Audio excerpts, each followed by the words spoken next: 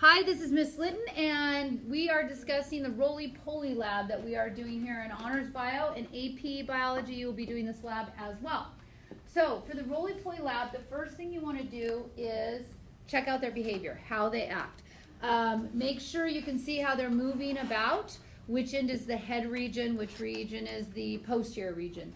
I'm going to remind you, when you do your background for your lab, use the links that I provided in the lab map. You don't have to do any additional research than what's provided for you there in the lab map.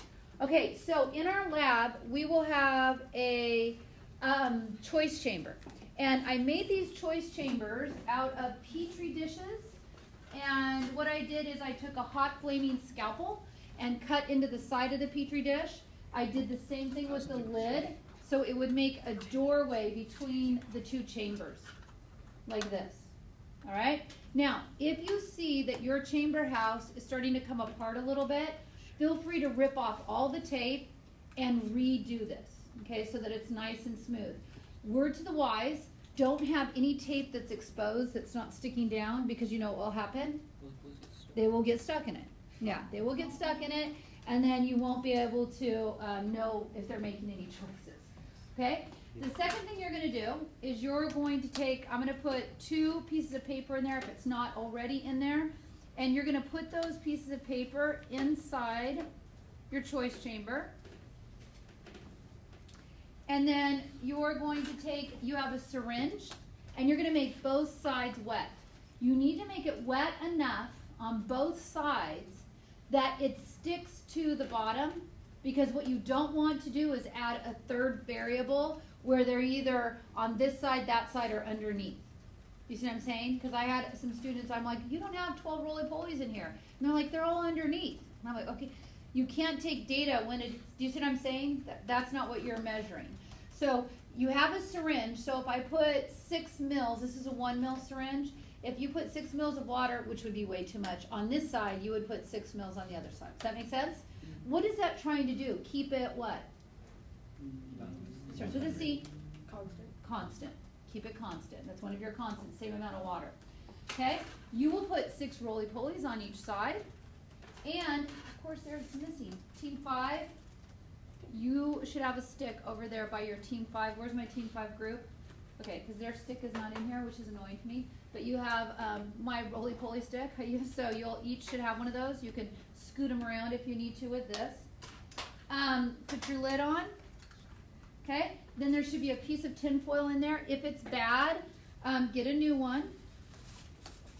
And if your paper's bad, it should just be damp in there. It should be fine, but if not, you can get some new. You wrap the tin foil around like this. Right, and now you have a dark side and a light side.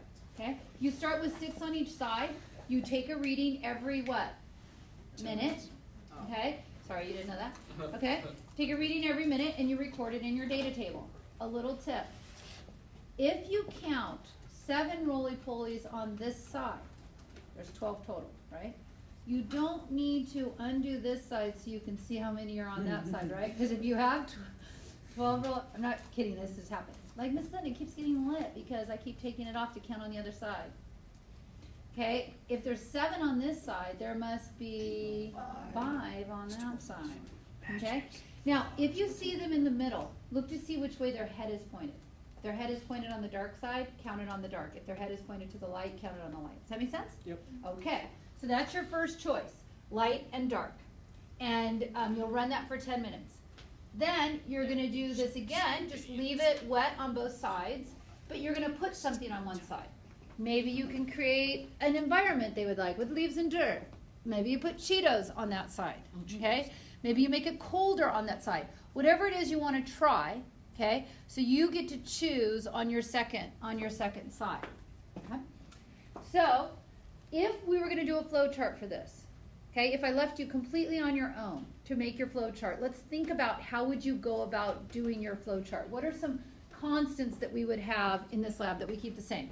The amount of water. Amount of water on both sides. Perfect, yes. Environment with the Petri dishes. Yeah, the Petri dishes are uniform. Unless you have sticky tape on one side, that's why you got to make sure it's the same. Yes. Number of roly-polies. Number of roly-polies that you start on each side. What else? Time, okay? Those are all good variables that you have, that you keep constant, okay?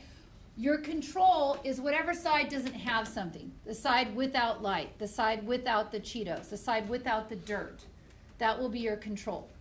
You put your steps as I went over them here, you know, put rolling polys on each side. The calculation equation that goes in, you're gonna put the ChiSquare Test. Did you do your ed puzzle on that? Yeah. Yes. And I'm gonna go over that with you, okay? But you would put your ChiSquare Test there. What's the input? What are we changing each time? Yes. Changing the environment, whether it's like dark or light, or whether it's. Whatever it is you're gonna put. And then what's your output? Everybody think. Tell your bio buddy, so I don't have just one person answering. Tell your bio buddy, what do you think the output is for this experiment? Oh, yes. Now tell me. Number of roly-polies. That's your data, right? That's your dependent variable is your output, and then you would put a diagram. And lo and behold, in your lab map, I made it for you. Okay? So when you get to your lab map, because you're learning how to do this new flow chart, so I'm just giving you a little help, okay? The only thing I didn't do right is I didn't write calculations line chi-square test. I wrote it as a number. Don't do it like that. Do like you're supposed to, and I'll show you the equation. You know the equation. You did your ed puzzle. Speaking of ed puzzles, you had 6 ed puzzles, okay? I average your percentage, your 6 score percentages, and then I give you a percentage of 30 points on that because they were each worth 5. If you do one late, let's say you got 100% on an ed puzzle, but you did it late, and you got 100%, it's now worth 50%. That's what's getting averaged in, just so you know. And I will be putting those scores in probably while you're working on your lab today. I'll export it and do the math. Okay, so you want to draw it. Look at here's constants, controls, output, input. You just got to do calculation better. But you can follow the key steps right there. Do a little drawing. All right, now, your lab map, where are you going to find your lab map? Where are all your lab maps located? On your site. In that Google folder, which is on my Site. Okay, you had your hand up? I did, so we're doing the lab map first and then the You're gonna, today, because it seemed like when I was talking to the review yesterday, a lot of kids were like stressed out, like you have a lot of stuff going on. I didn't have you turn in your lab map today. If you got it done, that's awesome. But you will have, today, what I want you to focus on is getting your data today. Normally you would have a lab map and you would you would have written it in there, but you will just do your final write-up next class. You can do it ahead of time if you want to as well. Whatever time you have left over, then you will, you'll turn it in on Friday so it's completely done. So just focus on getting your data today and writing it down. And what I would do is I gave you a Google Doc, which is the lab map. It already has a data table in it. You can just put your data right into that, make a copy, right? Wouldn't that make sense? Just make a copy of my lab map, put it in there. Okay, now, so let's talk about, okay, so get your data table later. I need your brains like fully engaged right now. Which, if you open up that lab map, you can take notes on that if you want to. I don't care. I just need to make sure you understand the chi-square test. So, let's start out here. When you do an experiment, how do you know if you have quote-unquote good data? You know, I'm not saying, that sounds like a judgment call. It's not really good or bad. It's, does it support your hypothesis or no? Okay. So, but how do you know? When are the numbers significant? If, let's say, all 12 of your roly-polies go to the dark side, Star Wars, and 0 are on the light, right? Would you think that's significant? Yeah, and you would say roly-polies prefer the dark, okay? But what if it's 11 and 1? 10 and 2? Is it still preferring dark if it's 10 and 2? Yeah. Okay, how about 9 and 3? How about 8 and 5? Yeah. Do you see what I'm saying? At what point do you go, oh, I don't think they like the dark? Because if they did 6 and 6, to me that would say they don't care if it's light or dark, right? But at what point do you say it's significant? Okay, that's the question. How do you know whether to accept or reject your hypothesis, and what kind of hypotheses are there? So, take a look at this diagram right here. I would like oldest bio buddy, talk through the diagram. Youngest bio buddy, you have a question. I want you to respond to this question right here after oldest talks through. Go. Okay, so you get our division, and then you first question, and then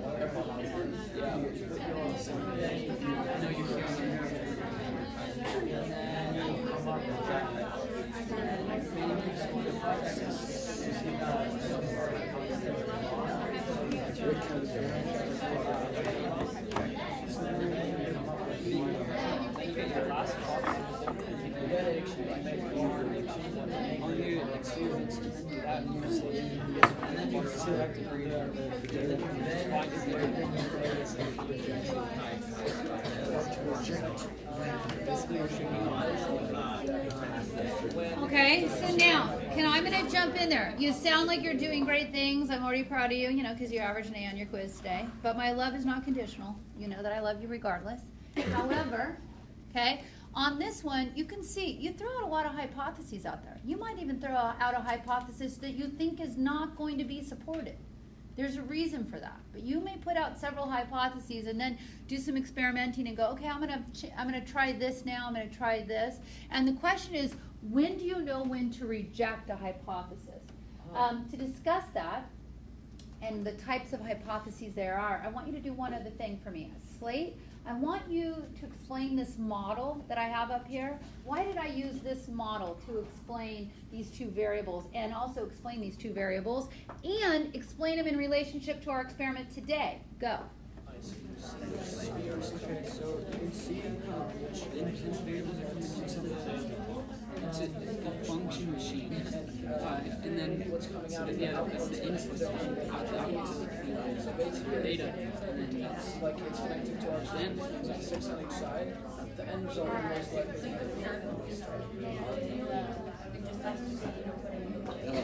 All right. So independent variable, you choose. The first one I really am making you choose, right? The first one I'm telling you you're going to use the amount of light, right? Okay? That's your independent variable. I don't know what you're going to do on your second one, but your dependent variable, what comes out of it, that's going to be your data, right? In this case, it'll be the number of roly-polies on either side, right? And then do you see how this looks like your flow chart? Okay, just like your flow chart. This is what I'm putting in, this is what I'm putting out. Now, I want to talk to you about these hypotheses. Two different kinds of hypotheses, a research and a null. Okay? Now, let me go over them. The one you're most familiar with is research hypothesis. It's an if, then, because statement. If I do this, then this will happen because of this. So for instance, if I water my plants, then they will grow. Okay? A null hypothesis says there's no connection between the amount of water you have and the amount of plant growth. A null hypothesis would say, and you don't write it as an if then because, you can just write it as water has no impact on plant growth. Now, if you did an experiment, do you think you're going to support that statement, water has no impact on plant growth? No, your data is going to be overwhelmingly in the opposite, so what will you do to that hypothesis? You will what? Reject it. By rejecting the null, you support the alternative hypothesis, which is the research hypothesis. Okay? And I'll give you an example in just a minute why you would pick one or the other. Okay, but I want you to have in your mind, okay, when you think about it, look at this diagram, blue. Explain this diagram right here, based on what I just told you. Go blue.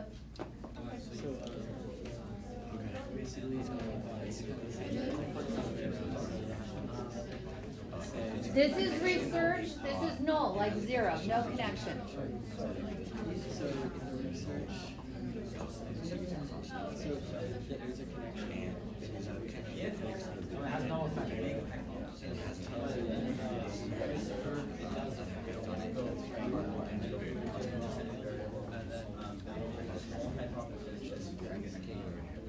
All right, so a research, if then because. You're saying, if I do this, then I think this is going to happen, and you look to see if your data supports that, okay? A null hypothesis, there's no connection. I could say for your roly-polies, what would be a null hypothesis for your roly-polies? Yes? The light does not affect. Roly-poly behavior? Perfect. Light has no impact on roly-poly behavior. That's a null hypothesis. Then you could see your data and see if it overwhelmingly contradicts that. Because if it overwhelmingly contradicts it, it supports the alternative hypothesis would be what? Light does have an impact. There's some connection between light and roly-poly behavior. Now, why would you write a null? Take a look at this one. if my driving question for my lab is there a connection between the amount of sleep you get and your grades? Think about your two hypotheses. Discuss with your bio buddy. What would be your H1, your research hypothesis? What could be a null hypothesis to answer that? Go ahead. If sleep affects your grades, if sleep affects your grades, the amount of sleep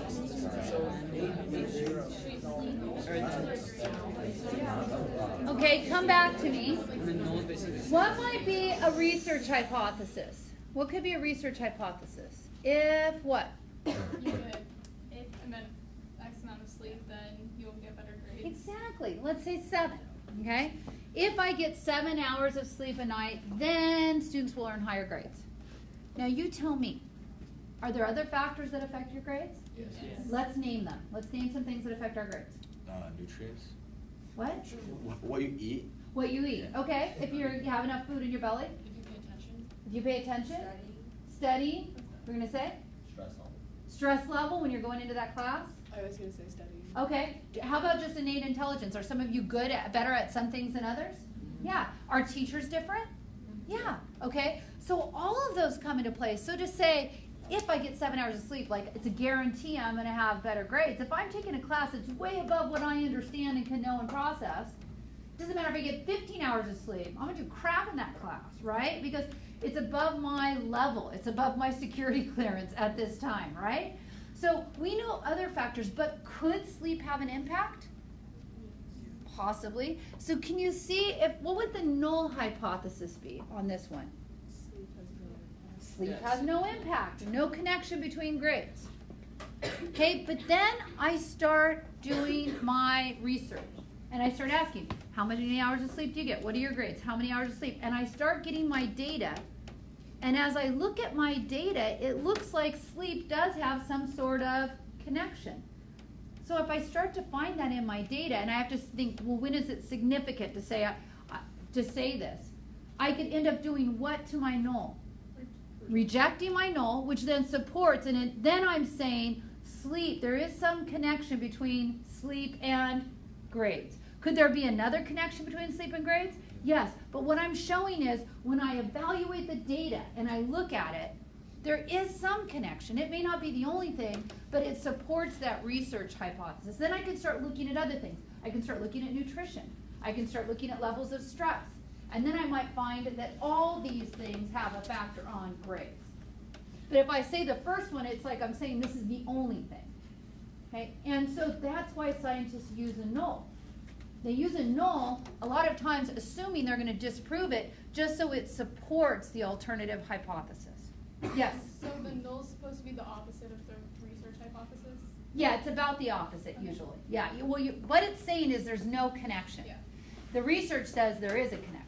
Okay? Now, let's talk about chance, because chance can always play a role. Because you could understand everything, right? You could understand everything in a subject, a great teacher, 15 hours of sleep, you've got it down. And then that morning, something terrible happens in the car on the way to school. And so you're all verklempt. And you come to class and verklempt when you take your test, right?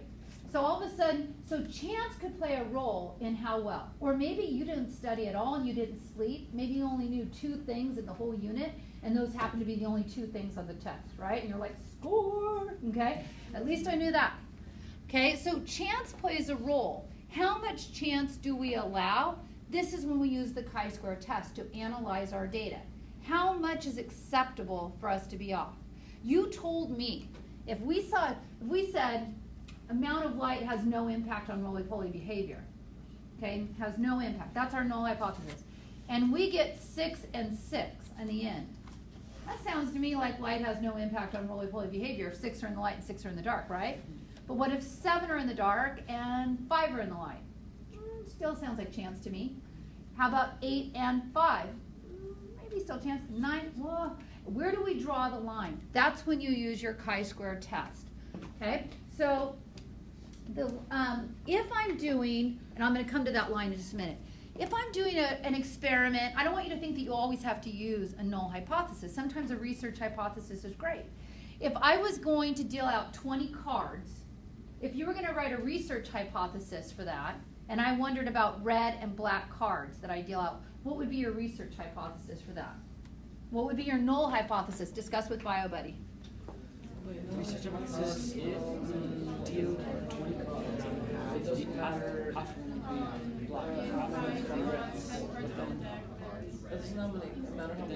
Okay, what would the research hypothesis say? If I take 20 cards, 10 would be red, and exactly, I agree with you. A null hypothesis would be there's no connection. I can write it kind of like a research if I want to. I'm just showing you that, okay?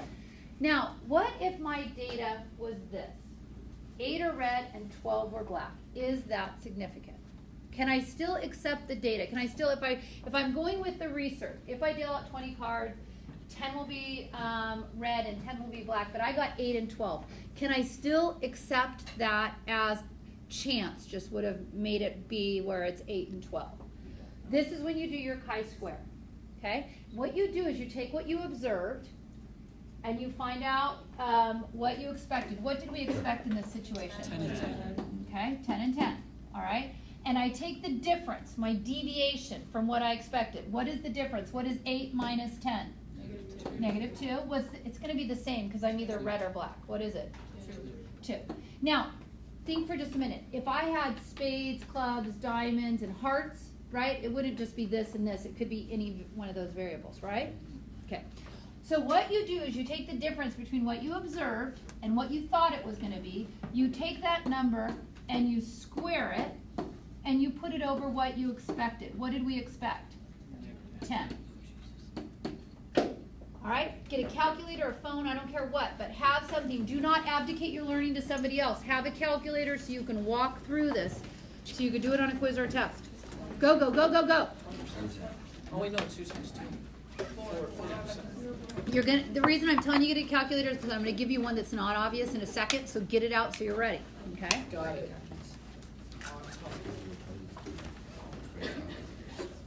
Okay, so if I square minus 2 times minus 2, what is that going to be? 4 over 10. What is 4 divided by 10? 0.2. It's going to be the same thing here, right? Because it's still 10 and it's still the same number. So it's going to be 4 over 10, 0.2. 0.4. I know that. I've been doing this thing all darn day, and yet I screwed up. Thanks, you guys. Okay. Sorry about that. Just a mental lapse. Okay, so now what you do is you take your deviation squared, divide it by what you expected, then you just add all those together. What's 0.4 plus 0.4? Okay. Now, this is your key number. This is the number you look up to find if it's okay. Now, please explain, Slate, what did we do right here? Explain it, and you can out in your own words. Go. We took the ChiSquare Test. So we did. So what we got, what we got, thought we were gonna get, and then we took on the difference, and then we subtracted that, and then you add so 8 minus 0.8, and then 0.8, 10. Oh, that's 10. 10 minus 8 minus 10 is -2. 12 minus 10 is 2. And then we divided each of those by the expected, and we got each of them as 4 over 10, which is 0.4. So 0.4 plus 1.4. Okay, you got it? Now, what we did is a summary right here. And what scientists will do, in this case we only had 2, but another way of writing that is ignoring this and just putting this. That means the sum of all our deviations squared over all of our expected. Okay? And then that equals what's called the chi-squared number. That's not something you square root. That's just a number. In this case, what was our number? 0.8. Okay? And then that number, 0.8, is what we look up.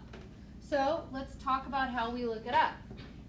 I want to tell you, when we look it up, there's going to be a critical value of 5%, and this is what it means. I can accept this. All of this could have happened due to chance, But if it's less than 5%, I'm going to think something else is coming into play. So I need it to be 95% of the time, this could have turned out this way. Now I'm going to tell you, our critical value is 5%. But if you're a drug company making a drug that you're disseminating amongst the population, you don't want to have like a 5% chance that it could kill you. Okay? That drug that you're disseminating out, you only want to have less than 1% chance. So they might have a higher critical value than what science in general has. Okay, so I just want to tell you that critical value, they might want to be 99% sure it won't kill you, not 95% sure. I don't think that drug would sell. Even when you listen to all those drug companies right now and they say this could cause kidney failure and loose bowel and your intestines could fall out your anus, they tell you these things, oh, I don't want to take that drug, okay?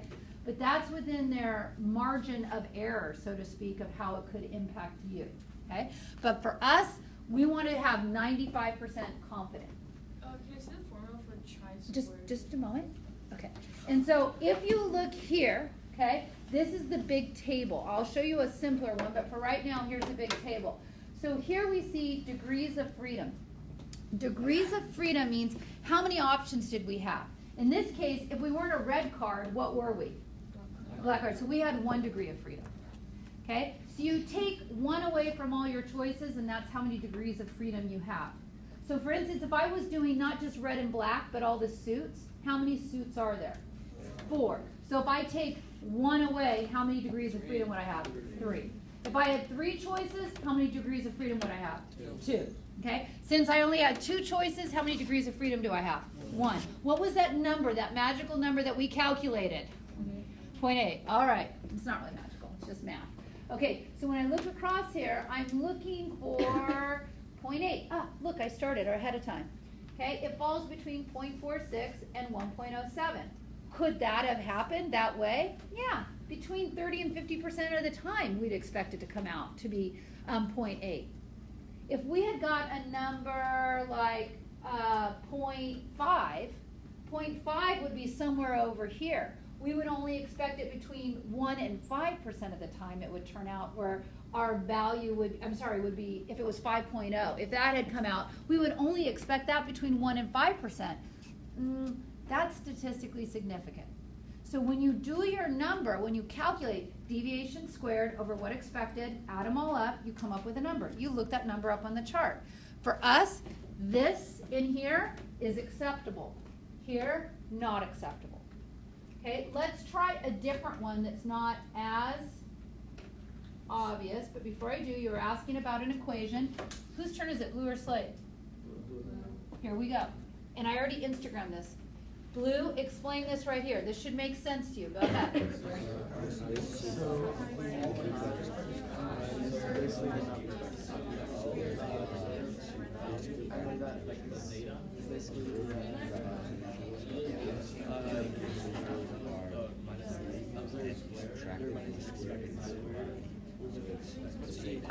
Now, I'm going to give you something to help in your explanation. Explain about this right here. Go ahead. So, okay, so when you get the bomb, you can see your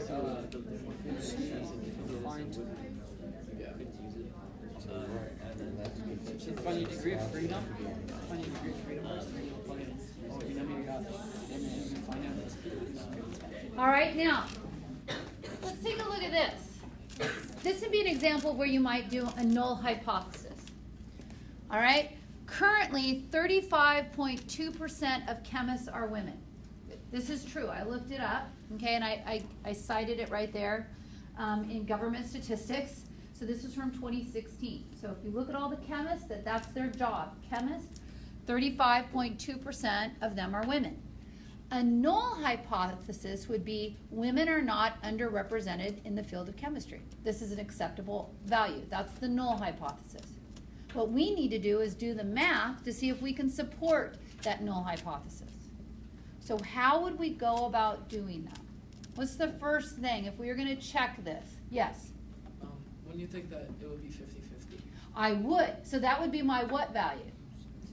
Expected. And this is my observed. Okay? So we would expect exactly that. Women, right? Here's men, and we have observed minus expected, right? So we would expect that 50% of women would be chemists and 50% of men, because that's what we are in the world. But instead, our observed value is 35.2 for women. Now, there's only one alternative, man. So what would that be? What percentage would that be? What? 64.8. Do you know what to do next? Yes. Do it. See if you can get your chi-square value. Go.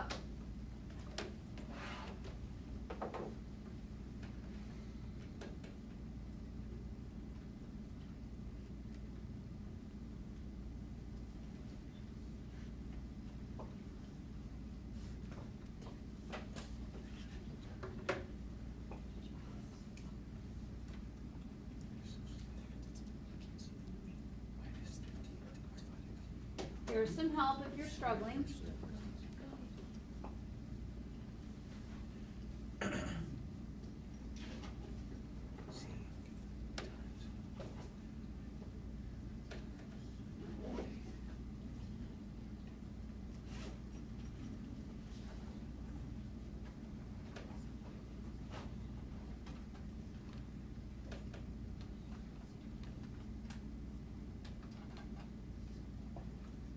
Little tip, these numbers are going to be the same, right? Because there's only one choice or the other choice. Okay, so I'm going to scroll over here. Is this what you're getting?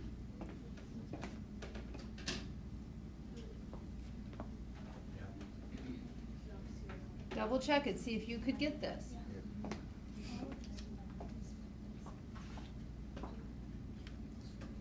Tell your bio buddy, did you do the steps right, or were you struggling? Oh, do we round? I did? 4.38. Oh, that's it. Yes. 4.38. So smart. Okay, so come back to me, somewhere close to this, you guys. So you took your difference, and then you did what to it? Squared it, and then what did you do? Divided by what you expected, which was what? 50. Divided by what was expected, 50, and you get somewhere around here, yes? So when we add that up, that's 8.8. So now we need to go, is that acceptable? Well, we had two choices, male, female, so how many degrees of freedom do we have? 1. So I'm going to pull out my little handy dandy chart here. Okay, and what was the number we came up with? 8.8. So I have 1 degree of freedom. Let's find 8.8, shall we? Is it even on our chart? No, so it is a super poor fit. So that's telling you a chi-square value of 8.8 means we were really off the mark of the 50-50. So much so, it's significant enough that we can say that null hypothesis, what are we going to do to it? Reject it. This would support the alternative hypothesis. What would be the alternative hypothesis to this null? That what? Women are underrepresented. That gender does have an impact on job choice. Do you see why we picked that null? Okay, so we could then support the alternative. For you in your experiment today, you're going to write a null hypothesis for your hypothesis. You could say light has no impact on roly-poly behavior. When you get your data, see if it supports your null or not. Right? And then whatever has no impact on roly-poly behavior, whatever you pick, Cheetos. You could actually write both of those hypotheses as one. You could say light and Cheetos do not impact roly-poly behavior, right? You're not doing them together, but you know what I'm saying. Hand up? I was just going to ask that. Was that what you're going to ask? So this is what I need you to do. Go set up your chambers. Okay, you have literally 42 minutes to collect 20 minutes of data, right? 2 sets of 10. Okay, so that should give you 22 minutes of setup and cleanup. So make sure, same amount of wet on both sides, right? Make sure it's a controlled experiment. I'm already proud of you. Those boxes are numbered, so take the box that belongs to you, and I hope you have a great day.